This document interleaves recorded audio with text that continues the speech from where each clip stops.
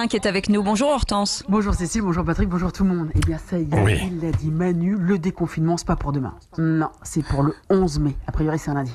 Moi je vais mettre une alarme si j'arrive à la faire marcher, parce que depuis le temps je ne sais même plus comment elle fonctionne. Non, parce qu'en ce moment j'ai une légère tendance à confondre un petit peu les jours et les dates, et je voudrais pas louper la sortie. Donc le 11 mai quand même, le 11 mai ça nous fait encore 4 semaines de confinement. Je sais pas comment je vais tenir. Capillairement parlant déjà, c'est plus des racines que je vais avoir, c'est un tie and dye façon Agnès Varda, gris au cœur et marron sur les côtés. Non, puis il faut voir l'état de mon tablier de forgeron. Même avec la tondeuse à Robert ça marche plus, j'ai déjà changé 3 fois les lames. Non, puis c'est Robert qui fait la gueule, parce qu'au début on a cru qu'il avait les cheveux qui repoussaient, mais en fait pas du tout, c'était trop frisé, on aurait dû se douter. Enfin, le 11 mai, Cécile, le 11 mai, on va enfin en voir le bout, hein, même si c'est pas celui de Robert. Hein. Mais enfin, il l'a dit, Macron. Hein. Il a dit pas de déconfinement sans masque. Du coup, moi, j'ai fait le mien. Ça serait dommage de louper la sortie pour une histoire de masque. Ah oui, ça serait con. Mais il va falloir prévoir, surtout. Non, puis je dois avouer, Cécile, que sans masque, moi, j'osais plus rentrer dans les magasins. Ah non, moi, j'avais peur. Le confiné masqué fait peur avec ce regard en coin, là, à se cacher dans les rayons pour te surveiller. C'est le même confiné qui surveille combien de fois tu vas aux poubelles et qui veut interdire les enfants dans les supermarchés. Parce que les enfants dans les supermarchés, c'est injouable, ça tripote tout et c'est crasse-pec. Mais on le sait que faire les courses avec les gosses, c'est chiant. D'ailleurs, à partir du 11 mai, on pourra faire les courses tranquilles. Les gosses seront à l'école et les vieux chez eux. Oh, d'ailleurs, j'ai eu ma mère au téléphone. Ouh là là, les abeilles. Ouh, elle est pas contente, mais alors pas contente du tout. Elle ne veut pas du tout rester confinée. Elle me dit, mais qu'est-ce que ça veut dire? Moi, je suis jeune dans ma tête. Je dis, oui, c'est ça le problème, mamie. C'est que dans ta tête. Enfin bref, ça fait quand même encore 1 mois, Cécile. 1 mois à supporter les merveilleux témoignages de confinement dont on se tape, mais alors d'une force. Ouais, non, faut pas dire ça, Hortense, ça rassure les gens. Et puis, ça permet quand même, on est dans une situation inédite quand même. C'est pas mal.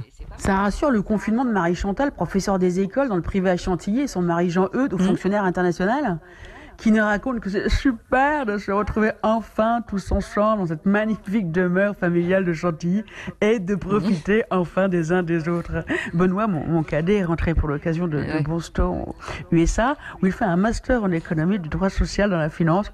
Autant vous dire que ce n'est pas simple et nous en sommes d'autant plus fiers.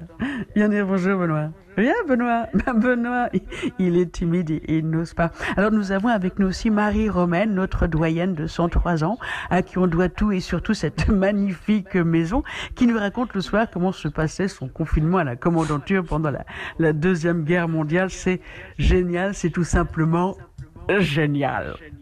Alors on a fait un ravitaillement pour tout un régiment pour 1 mois, à la guerre, comme dirait Macron. On a dévalisé Ediard. Je ne savais pas qu'on pouvait congeler le caviar. J'aurais au moins appris ça. Alors j'aimerais passer un message à tous. Restons tous confinés, restons tous solidaires. C'est comme ça que l'on s'en sortira tous ensemble le 11 mai peut-être. Si quelqu'un pouvait faire taire à Marie-Chantal, ça m'arrangerait. Bon, il y a un autre truc bizarre aussi avec le confinement, en plus de ce besoin de raconter sa vie, c'est l'hyperactivité. Le confiné est hyperactif. Le confiné, il te fait en 2 jours ce qu'il n'aurait jamais fait en 3 semaines, voire ce qu'il n'aurait même jamais fait du tout et qu'il refera sûrement plus jamais après. Et oui, confiné, ça veut pas dire tu restes chez toi à glandouiller.